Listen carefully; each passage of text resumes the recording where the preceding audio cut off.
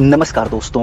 नेपाल जल रहा है भ्रष्टाचार की आग में, बेरोजगारी की आग में, नेताओं और रईस लोगों के बच्चों के फिजूल खर्ची के आग में, आम जनता के शोषण की आग में, अभिव्यक्ति की आजादी की लड़ाई के आग में। और इसे जला रहे हैं नेपाल के युवा, जिन्हें जेनजी कहा जाता है, जिनके बारे में तरह तरह की बातें की जाती हैं। आज उन्होंने ही यह स्पष्ट कर दिया कि जब भी उनके हक की लड़ाई की बात आएगी तब वह अपने हक की लड़ाई के लिए खड़े होंगे। जैसा कि 1997-98 से लेकर के 2012-13 के बीच जो बच्चे पैदा हुए हैं उनको कहा जाता है जेनजी, यानी जनरेशन जी। जनरेशन जी के युवाओं ने ही नेपाल में तख्ता पलट करने का काम किया है। नेपाल के प्रधानमंत्री ओली को अपने पद से इस्तीफा देने पर मजबूर किया है। जेनजी, जिनके बारे में कहा जाता है कि यह डिजिटल के मूल निवासी हैं, जो कि इंटरनेट सोशल मीडिया के साथ बड़े हुए हैं। यह पीढ़ी अपनी विविधता के लिए, अपने काम को तेजी से करने के लिए और अपनी मानसिक स्थिति और मानसिक स्वास्थ्य के लिए जानी जाती है। लेकिन नेपाल में जेनजियों ने जो कारनामा किया है वह अपने आप में इतिहास के सुनहरे पन्नों पर लिखा जाए। ऐसे में आइए नेपाल की पूरी कहानी को समझने की कोशिश करते हैं। कहानी कुछ इस प्रकार है कि पिछले कुछ समय से नेपाल के युवा नेपाल की सरकार के द्वारा जो भ्रष्टाचार किया जा रहा था उसके खिलाफ अभियान चला रहे थे। और इनका जो अभियान था वह सोशल मीडिया में यूट्यूब, फेसबुक, इंस्टाग्राम, ट्विटर जैसे कई ऐपों के माध्यम से ये अपनी बातों को रख रहे थे और नेपाल के नेताओं और बड़े लोगों के बेटों बेटियों या उनके घर परिवार के लोगों द्वारा जो फिजूल खर्ची की जा रही थी को लेकर के उनके ऊपर सवाल उठा रहे थे, उनकी चीजों को पर्दाफाश कर रहे थे। और यह सब चीजें सोशल मीडिया पर तेजी से फैल रही थी और वायरल हो रही थी। ऐसे में सरकार ने इन सभी सोशल मीडिया पर पाबंदी लगाने की सोची। सरकार ने सबसे पहले यह कहा कि जितने भी सोशल मीडिया ऐप्स हैं उनको नेपाल में रजिस्टर्ड करना होगा और उसके लिए एक समय दिया। अगर वह उस समय में रजिस्टर्ड नहीं होते हैं तो ऐसे में उन पर बैन लगा दिया जाएगा।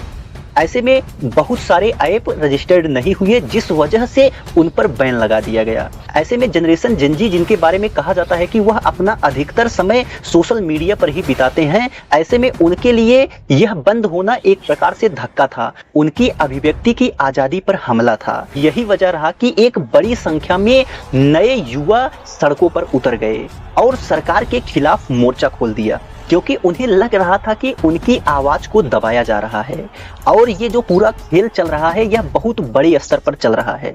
यही वजह रही कि न सिर्फ युवा मैदान में उतरे बल्कि अपनी जीत को भी सुनिश्चित कर दिया।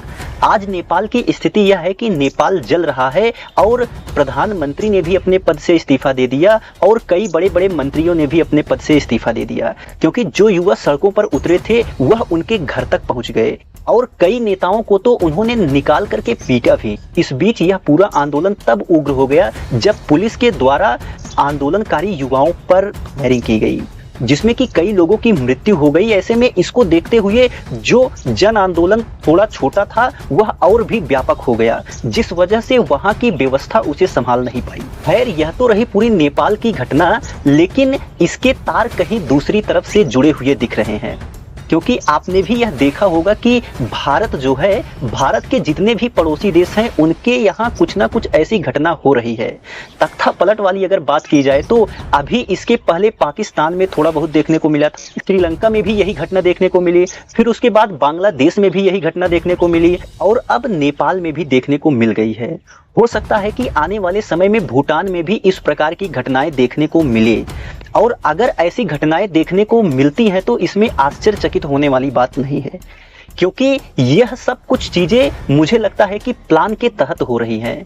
क्योंकि भारत के जितने भी पड़ोसी देश हैं वहां पर अशांति फैलाना किसी न किसी बड़ी शक्ति का हाथ हो सकता है। घटनाएं होना कोई संयोग नहीं है, बल्कि यह सोची समझी रणनीति हो सकती है जिससे कि भारत के अंदर खलबली मचाया जाए। जैसा कि आपने भी अपने स्तर पर अगर देखा होगा कि आपके बगल में कोई भी घटना होती है तो उससे आप भी प्रभावित होते हैं।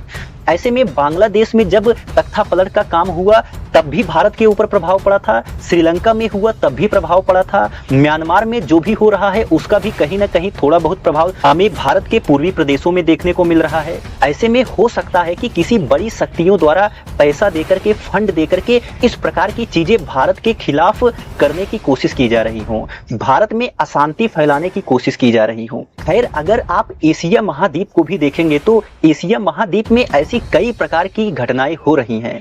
कई अलग अलग देशों के साथ किसी चीज को लेकर के विवाद चल रहा है, तो कहीं युद्ध चल रहा है, कहीं देश के अंदर ही अशांति फैली हुई है। ऐसे में यह कोई संयोग नहीं हो सकता, बल्कि किसी बड़ी शक्ति के हाथ की ओर इशारा करती हैं। खैर, इस पूरे मामले पर आप क्या सोचते हैं? हो सके तो कमेंट के माध्यम से जरूर बताएं।